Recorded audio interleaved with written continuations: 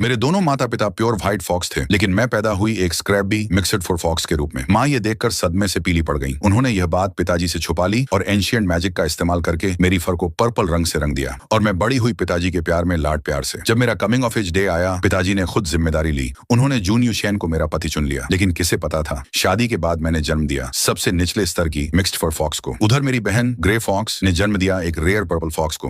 मेरा पति बेहद गुस्से में आ गया। उसने मुझे और मेरे बच्चे को उबलते तेल के बड़े बर्तन में फेंक दिया और हमें फ्राइड फॉक्स मीट की एक प्लेट बना दिया। जब मैंने दोबारा आंखें खोली, मैं वापस उसी दिन आ गई थी जब मैं और मेरी बहन हस्बैंड्स चुन रहे थे। इस बार उसने बिल्कुल भी झिझक नहीं की, उसने मेरी बहन को चुन लिया। तभी मुझे समझ आया वो भी रिबॉर्न हो चुका था, लेकिन मैं बस हंस पड़ी, क्योंकि इस धोखेबाज पति के अंदर जो बस स्पिरिचुअल पावर के पीछे छुपा है, वो भला कैसे एक हाई टियर फॉक्स पैदा कर सकता है। फॉक्स क्लैन में एक बहुत सख्त रैंकिंग सिस्टम है। ऊपर से नीचे तक 7 स्तर होते हैं, black, white, purple, green, grey, teal और सबसे नीचे मिक्स्ड फर मर्ड। 1000 सालों से कोई ब्लैक फॉक्स पैदा नहीं हुआ। वो लगभग एक मिथ बन चुका है। व्हाइट फॉक्स तो सिर्फ 100 साल में एक बार पैदा होते हैं। मेरे पिताजी फॉक्स क्लैन के चीफ हैं और अभी पूरे क्लैन में इकलौते व्हाइट फॉक्स हैं। उनकी हमेशा एक ही इच्छा थी कि मैं किसी टॉप टियर मेल फॉक्स से शादी करूं और फॉक्स क्लैन का अगला गौरव पैदा करूं, और यही वजह थी आज की सिलेक्शन सेरेमनी की। इस पीढ़ी का सबसे प्रतिष्ठित यंग मेल फॉक्स था मेरा पिछले जीवन वाला पति जुआन युआनचे। जैसे ही मैंने आंखें खोली, मैंने उसे मुझे पूरी नफरत से घूरते हुए देखा। कुछ ही पल पहले पिताजी ने सबके सामने मेरी सगाई की घोषणा की थी। उन्होंने कहा था कि सभी लड़कियों में मेरा स्टेटस सबसे ऊंचा है,